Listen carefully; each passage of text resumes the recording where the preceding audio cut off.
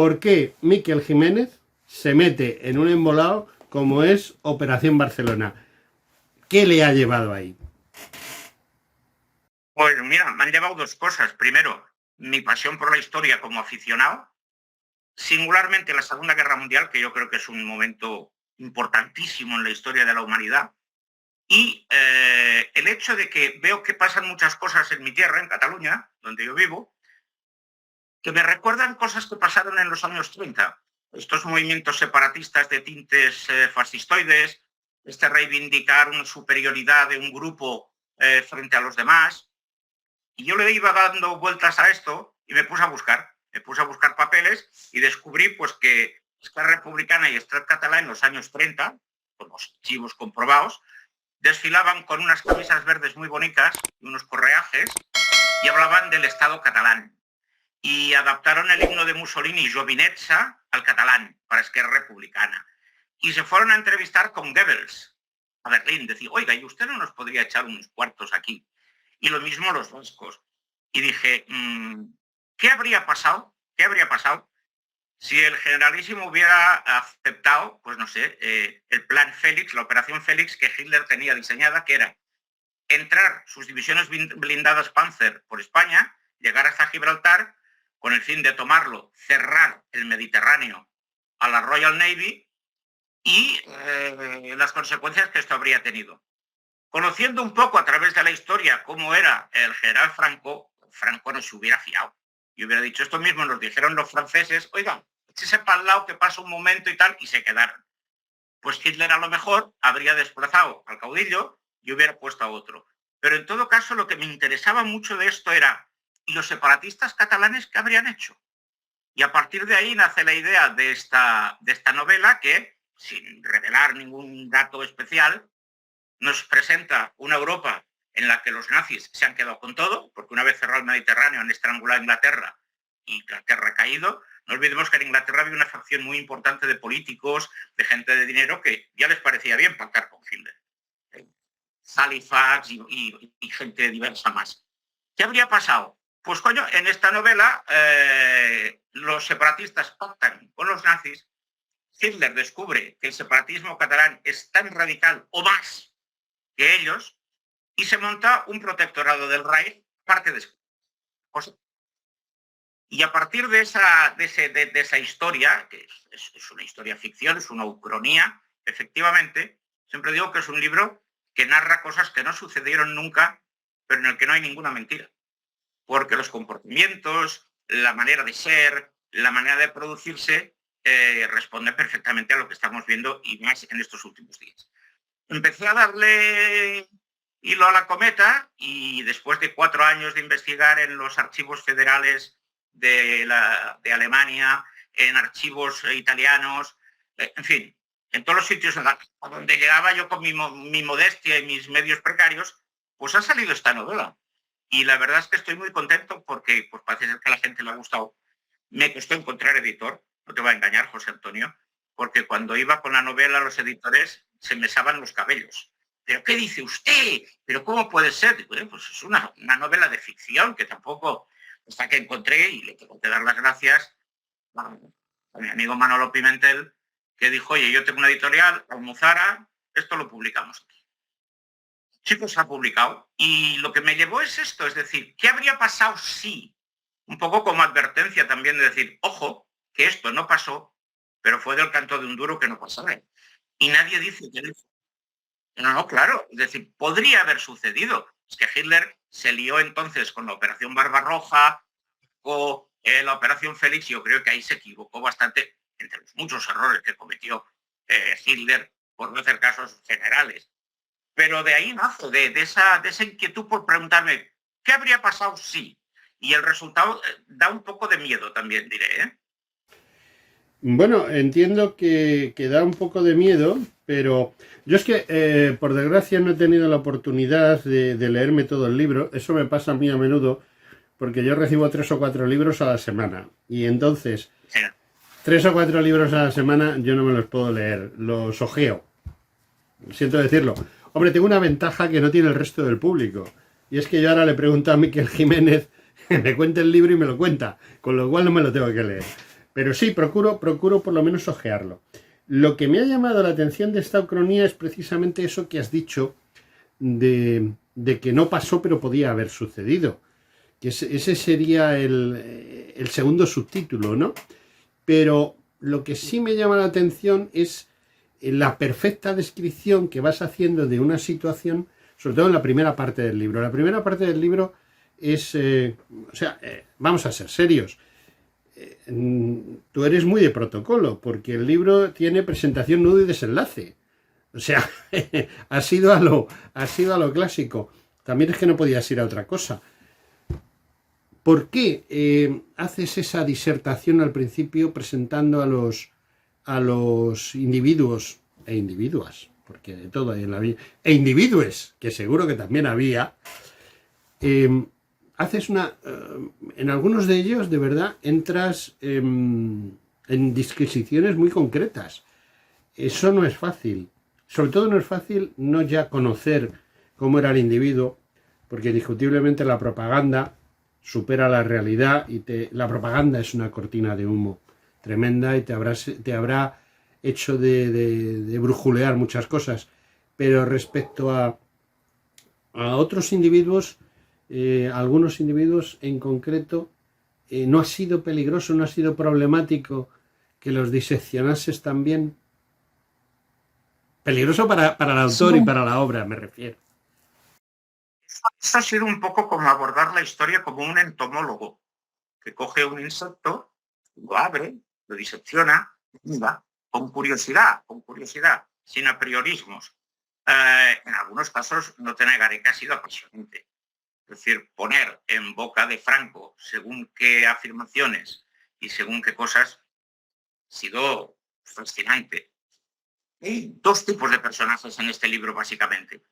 Unos, los históricos, que uno puede acudir a ellos y puede ver si realmente el autor ha acertado con la interpretación que les da o no.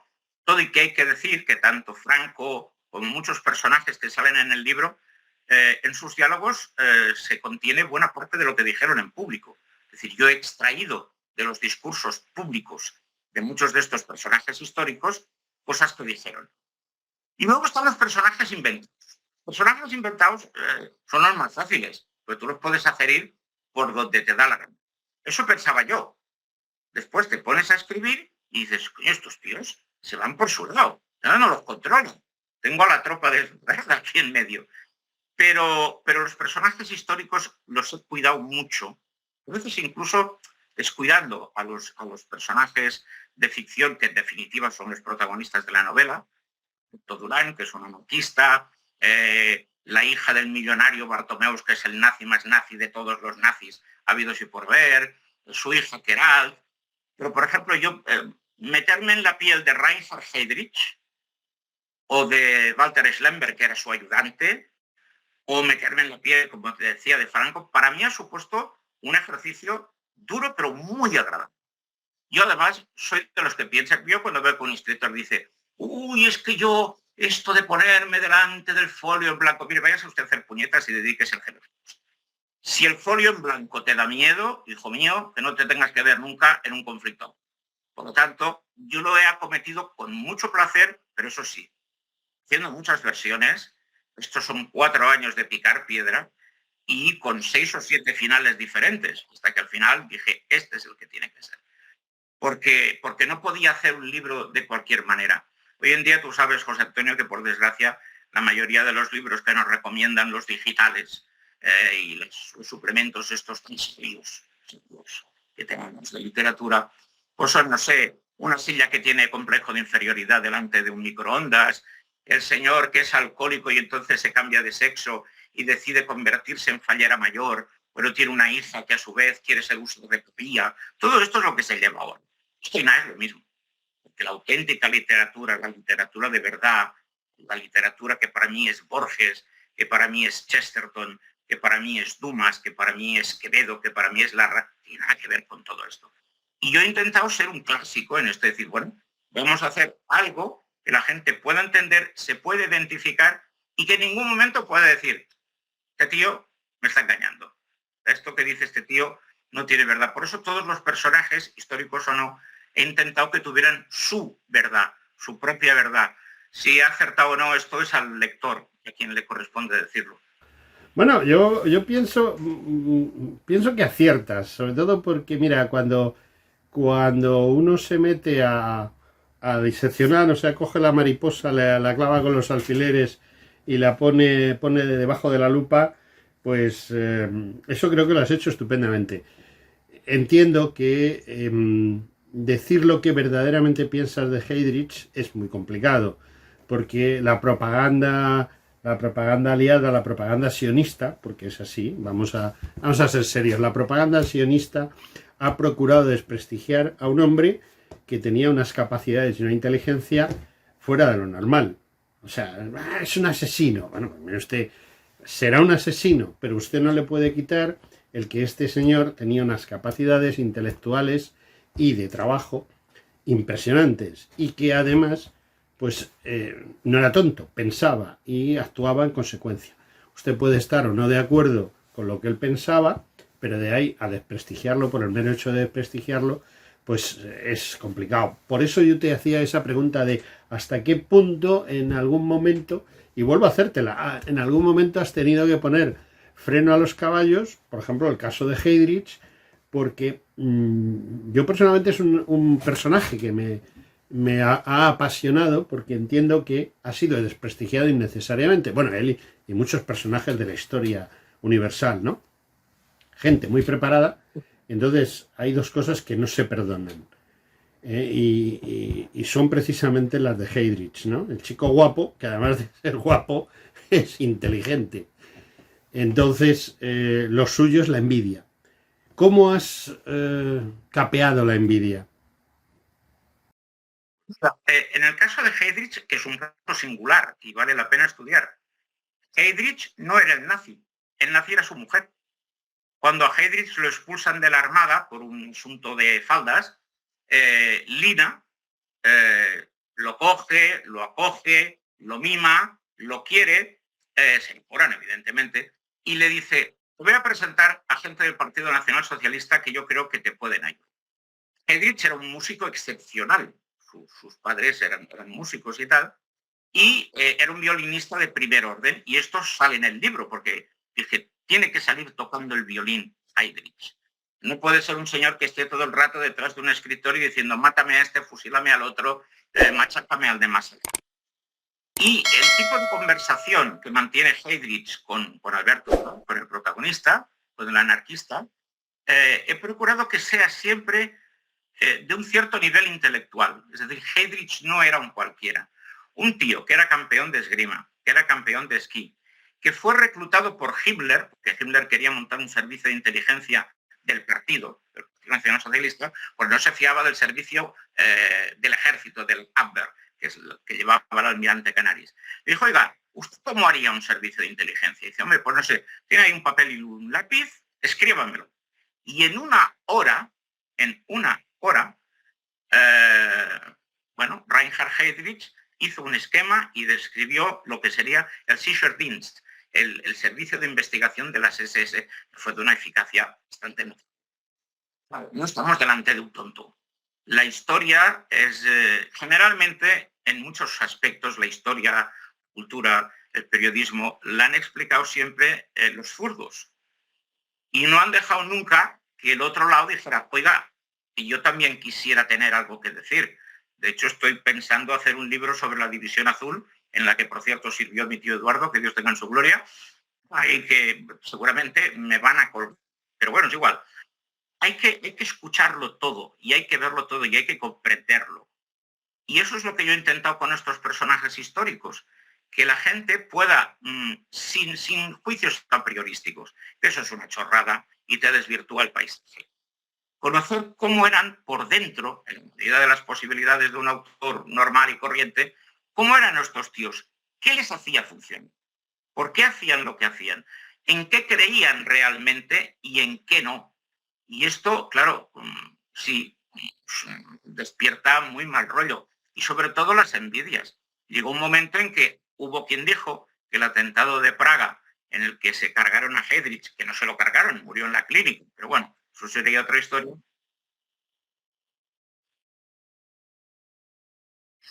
Correcto. Hitler estaba a punto de cambiar de decisión. El sucesor natural siempre había sido Hermann Göring, y Hitler hay un momento que dice, no, esto no lo puede llevar Göring, que es un morfinómano, y esto lo tiene que llevar este tío, lo tiene que llevar Heydrich. Y hay quien sospecha, detrás de la muerte de Heydrich, un tipo de conspiración. Eso nunca se ha podido demostrar.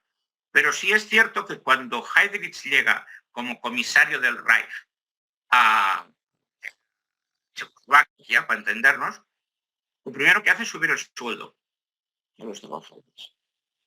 Lo primero que hace. Después, efectivamente, Heydrich en la reunión de Wannsee, junto con otra gente, es el que decide la solución final. Esto es así, es histórico y no se puede refutar. Pero yo a veces pienso, ¿alguien se ha parado a pensar que en el Tercer Reich los trabajadores tenían una organización que se llamaba la Fuerza por la Alegría, que los llevaba a dar cruceros? Imagínate, para un trabajador alemán que salía del paro horroroso que padeció Alemania por culpa del Tratado de Versalles, no lo olvidemos, y las sanciones, se los llevaban a un crucero en Madeira, morían los tíos.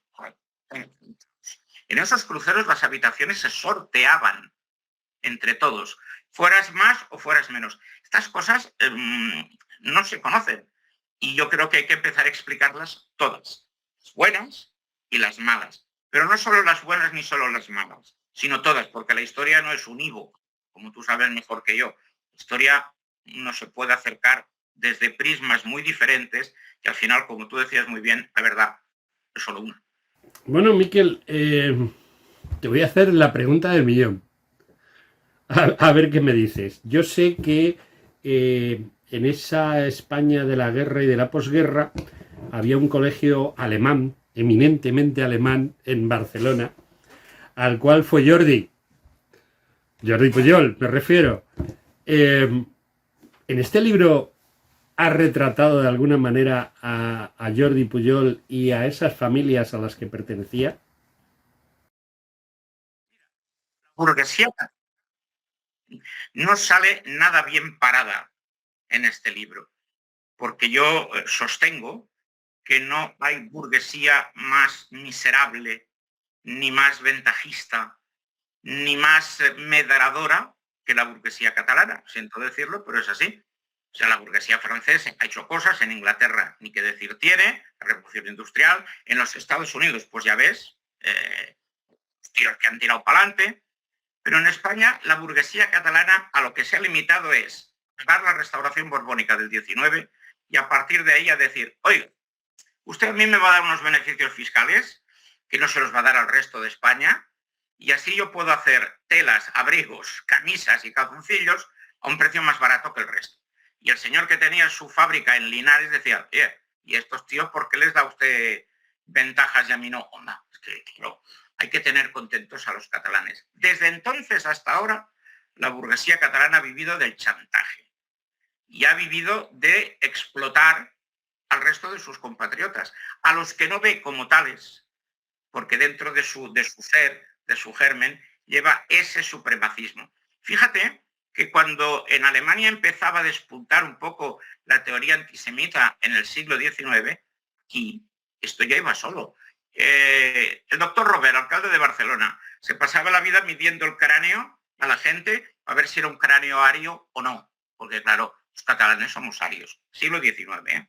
Pompeu Fabra, madre de la gramática catalana y tal y cual. Este señor decía que los catalanes éramos arios y que por lo tanto no teníamos nada que ver con el resto de España. Pompeyo Gener, filósofo, escritor, etcétera, decía, no, el catalán es godo.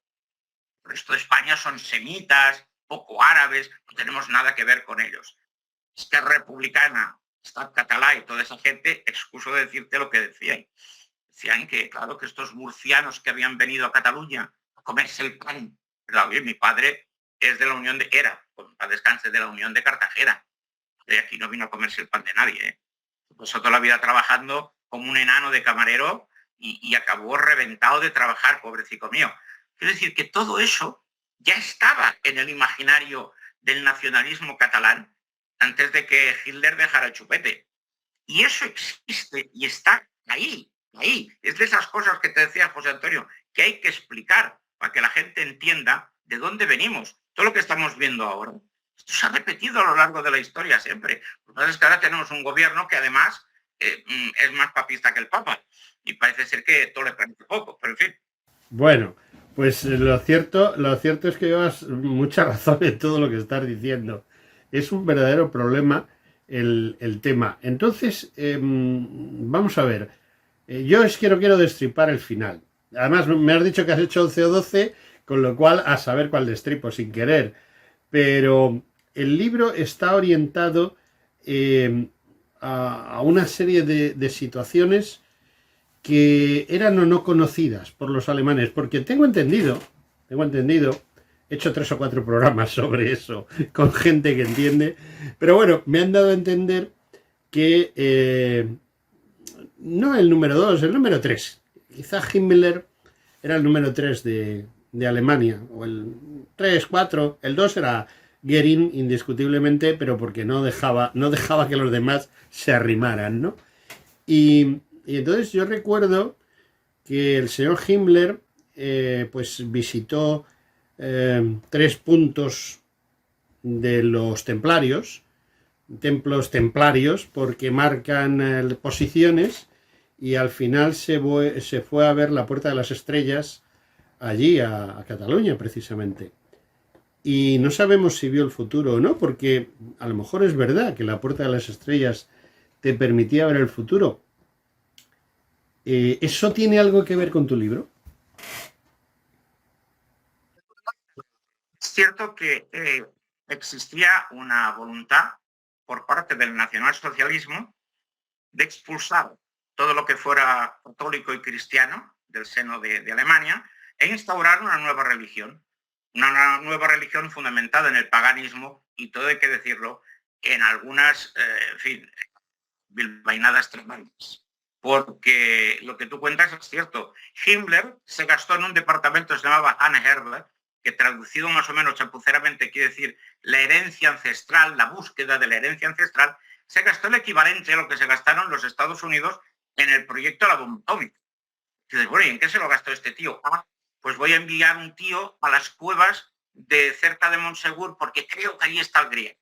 No, ahora voy a enviar unos tíos a Irlanda porque las arpas del Ulster, según se tocan, pueden producir vibraciones, cosas que a nosotros nos parecen ridículas, pero ellos se lo creían. Y pusieron todo el aparato de la ciencia alemana, que por cierto era muy buena, al servicio de estas maquinaciones. Y esto existe, claro, en el libro existe. Se habla de la Anne-Herbert, se habla de los círculos internos que se habían creado dentro de las SS. Mira, Himmler compró un castillo que todavía existe en la localidad de Wewelsburg porque quería que fuera el Vaticano de las SS. Y pintó un sol negro en el suelo y allí se reunían 12 generales de las SS escogidos por él a hacer en ejercicios místicos. Bueno, me extraña que los aliados desembarcaran en Normandía con la facilidad con la que lo hicieron, porque si ese estaba ahí meditando yoga, pues... Ahora, lo de aquí de España es curioso, porque Hitler en teoría viene para preparar la entrevista de Endaya entre el generalísimo de Führer, viene también para asesorar a la policía española cómo mejorar su metodología a partir del sistema de la Gestapo, y luego pide ir a Montserrat, porque cree que Montserrat podría ser también el Mont Salvage que se cita en el romance de Parsifal, de Wolfgang von Eschenbach, y dice, voy a ver qué hay. Se presenta el tío allí, no es verdad lo que se dice de que los monjes hicieron va de retro, no, que había uno que sabía hablar, claro, y dijeron, el padre Ripoll, este que habla, que chamulla alemán, hable usted con este. Y Hitler pregunta, ¿dónde están las cuevas secretas? Y los monjes se miran y dicen, pues que aquí no hay. Hombre, y la biblioteca, enseñan la biblioteca de Montserrat, que por cierto es una maravilla. Bueno, pero ¿la biblioteca secreta dónde está? Dicen, es que no, claro que no tienen ustedes. Total, se fue cabreadísimo y dijo, estos tíos a mí no me han querido enseñar lo que tienen. Él buscaba, de alguna manera, vincular España, ahí sí, con ese ocultismo, de ahí las excavaciones que patrocina Himmler De ahí que un poco más y la dama de Elche va a parar a Alemania, y de ahí que se dijera, bueno, es que claro, los godos, el tiempo que estuvieron gobernando en España, hay sangre aria y no sé qué. Eran elucubraciones de un mente que desde luego, en fin, continuaba mucho. Pero es lo que hablábamos antes. Para este tío esto era real. Él decía que era la reencarnación del rey Heinrich der Vogler, que traducido en cristiano es Enrique el Pajarero. Claro, si tú te crees que es la reencarnación de un tío que le llaman el pajarero, pues hombre, algo mal funciona.